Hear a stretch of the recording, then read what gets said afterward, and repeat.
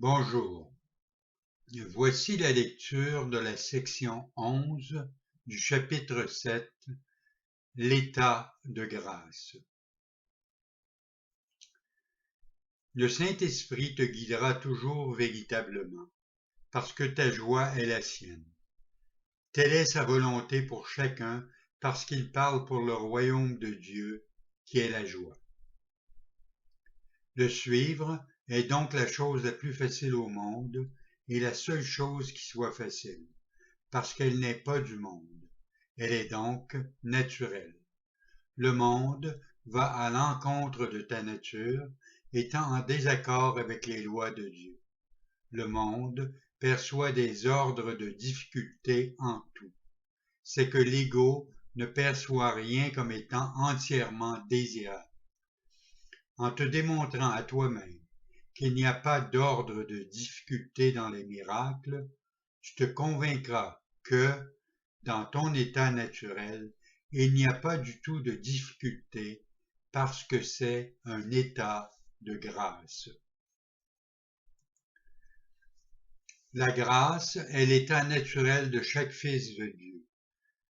Lorsqu'il n'est pas en état de grâce, il est hors de son environnement naturel et il ne fonctionne pas bien. Tout ce qu'il fait exige alors un effort parce qu'il n'a pas été créé pour l'environnement qu'il a fait. Il ne peut donc pas s'y adapter ni l'adapter à lui. Rien ne sert d'essayer. Un fils de Dieu n'est heureux que lorsqu'il connaît qu'il est avec Dieu. C'est le seul environnement dans lequel il ne fait pas l'expérience de l'effort parce qu'il y est à sa place. C'est aussi le seul environnement qui est digne de lui parce que sa propre valeur dépasse tout ce qu'il peut faire. Considère le royaume que tu as fait et juge équitablement de sa valeur. Est-il digne d'être la demeure d'un enfant de Dieu? Protège-t-il sa paix et fait-il luire l'amour sur lui?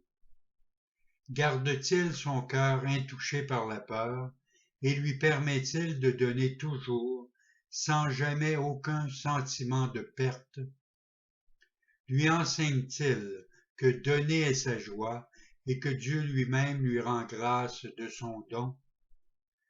Voilà le seul environnement dans lequel tu puisses être heureux. Tu ne peux pas plus le faire que tu ne peux te faire toi-même. Il a été créé pour toi, comme tu as été créé pour lui.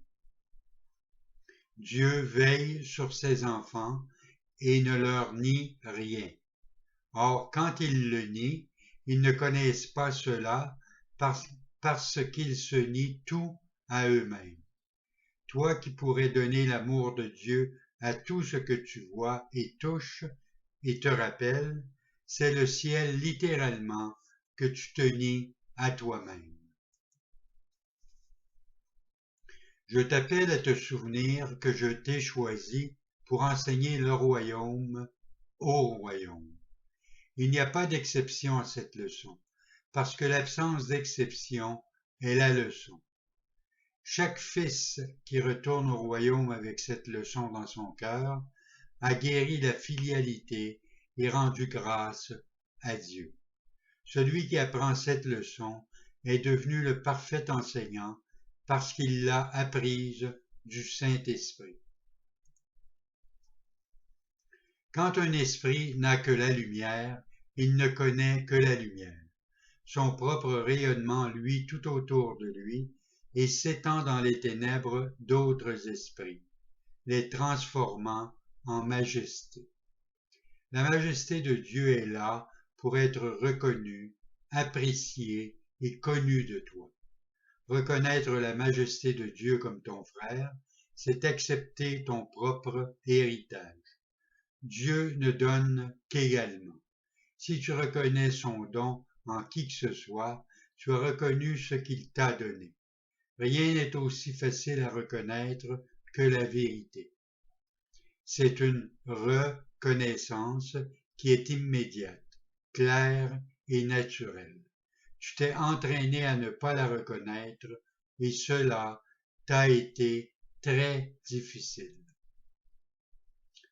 Hors de ton environnement naturel, tu peux bien demander qu'est-ce que la vérité, puisque la vérité est l'environnement par lequel et pour lequel tu as été créé. Tu ne te connais pas toi-même parce que tu ne connais pas ton Créateur. Tu ne connais pas tes créations parce que tu ne connais pas tes frères, qui les ont créés avec toi. J'ai déjà dit que seule la filialité tout entière était digne d'être co-créatrice avec Dieu, parce que seule la filialité tout entière peut créer comme lui. Chaque fois que tu guéris un frère en reconnaissant sa valeur, tu reconnais son pouvoir de créer ainsi que le tien. Il ne peut pas avoir perdu ce que tu reconnais et doit avoir la gloire que tu vois en lui. Il est co-créateur avec Dieu, avec toi. Ni son pouvoir créateur et tu nies le tien ainsi que celui de Dieu qui t'a créé. Tu ne peux pas nier une partie de la vérité. Tu ne connais pas tes créations parce que tu ne connais pas leur créateur.